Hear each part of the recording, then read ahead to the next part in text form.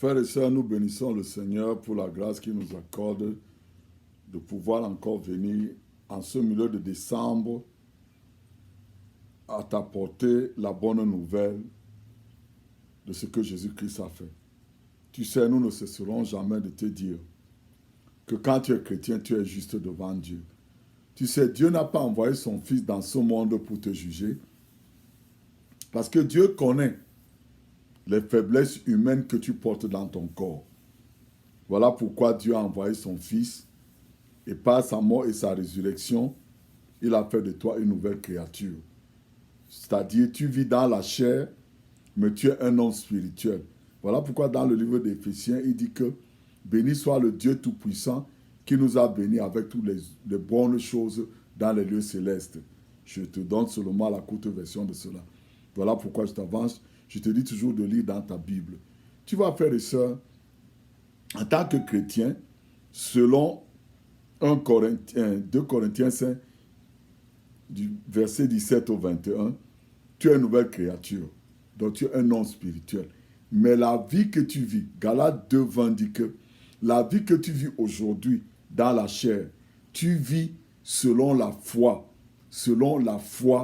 du Fils de Dieu qui s'est donné lui seul, lui-même, personnellement pour toi.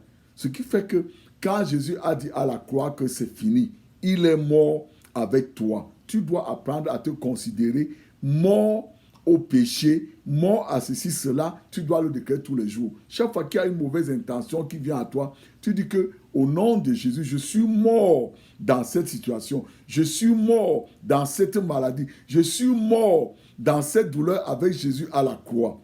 Frères et sœurs, il est très important qu'en tant que chrétien, tu puisses savoir que Dieu a toujours pourvu une voie de salut pour toi. Ne pense pas que la situation dans laquelle tu vis aujourd'hui, tu es la seule personne qui souffre cela. Il y a plein de personnes qui souffrent ce genre de choses. Mais la seule chose qu'ils ont, c'est qu'ils ont mis leur confiance en Jésus-Christ. Qu'est-ce que la parole de Dieu nous dit ici aujourd'hui dans le verset que je vais te lire? La parole de Dieu dit quelque chose de très important ici. Dans le livre de 1 Corinthiens 10, verset 13, il dit, très bien, il dit, les tentations que vous avez connues, ont toutes été celles qui se présentent normalement aux hommes. Dieu est fidèle à ses promesses et ne permettra pas que vous soyez tentés au-delà de vos forces. Mais au moment où surviendra la tentation, il vous donnera la force de la supporter et aussi le moyen de vous en sortir. C'est-à-dire, ce que tu vis là, tu vis ça parce que tu te plains de ça. Tu ne parles pas à Dieu. Tu ne demandes pas à Dieu, Seigneur, ouvre mes yeux, que je vois la porte de sortie que tu as créée pour moi dans cette situation. Je vais te raconter une histoire de quelqu'un qui a désobéi à Dieu. Parce qu'après, tu vas me dire que oh, tu as péché, tu as fait ceci, cela. Tu connais l'histoire de Jonas, non?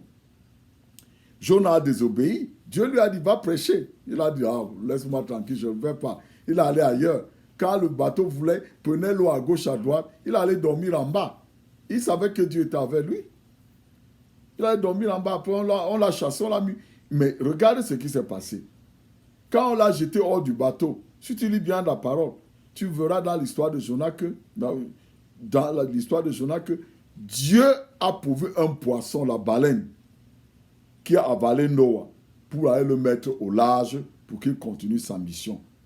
C'est la même chose que Dieu aujourd'hui a envoyé Jésus-Christ pour toi, afin que quand tu cries à Dieu, te tournes vers Dieu, Jésus-Christ maintenant vient te prendre et pour te mettre dans ta destinée. Jonas avait une destinée. Il avait une destinée que Dieu a préparée dans sa vie. Il a raté la destinée. Dieu ne l'a pas abandonné. Frère et sœur, peut-être que tu es pasteur. À cause d'une erreur quelconque, tu te dis que Dieu a fini avec toi. Dieu n'a pas encore fini avec toi. Peut-être que tu es marié. Tu te dis qu'avec ta femme, c'est fini. Non, frère et sœur. Donne à Dieu l'opportunité de réparer l'erreur que tu as commise. Dis-lui, Seigneur, je célèbre ce mois-ci ta venue dans ce monde. Tu es venu me sauver. Moi, telle personne. Moi, Manga. Frère, je vais te raconter une histoire. Il y a plus de 27 ans aujourd'hui, au mois de décembre, j'étais resté comme ça. Pour moi, c'était déjà grave. J'ai essayé de me marier plusieurs fois. Ça n'a pas marché. Mais un jour, j'ai dit au Seigneur, un 24 décembre, que Seigneur, aujourd'hui, j'ai aussi besoin d'une famille. J'ai besoin d'une femme. J'ai besoin des enfants. C'est ce que Dieu a fait. Dieu a transformé ma vie. Donc, ce que je te parle aujourd'hui, je ne te parle pas des choses que j'ai lues quelque part, que je te parle de la puissance de Dieu en action. Parce que Dieu m'a donné la chance. Dieu m'a donné une autre chance. J'avais gâté tout ce que Dieu m'avait donné. Mais Dieu m'a donné une autre chance en me donnant une femme et des enfants. Aujourd'hui, moi qui te parle en tant qu'homme de Dieu, en tant que fils de Dieu, je suis un père heureux, un mari heureux, parce que je me suis tourné vers Dieu. Frères et sœurs, je te le dis parce que si Dieu, dans la désobéissance de Jonas, a pourvu la baleine pour venir l'avaler, pour le jeter à terre, pour le mettre à la plage, pour qu'il continue sa mission. Aujourd'hui, Dieu te tend la main aussi. Frères et sœurs, ne crois pas que c'est fini pour toi. Peut-être la maladie qui est là sur toi, tu crois que c'est fini. Les docteurs ont dit leurs choses. C'est les expériences humaines. Mais qu'est-ce que Dieu dit? Dieu dit qu'il a envoyé Jésus-Christ afin que Jésus vienne porter cette maladie. Donne cette maladie à Jésus.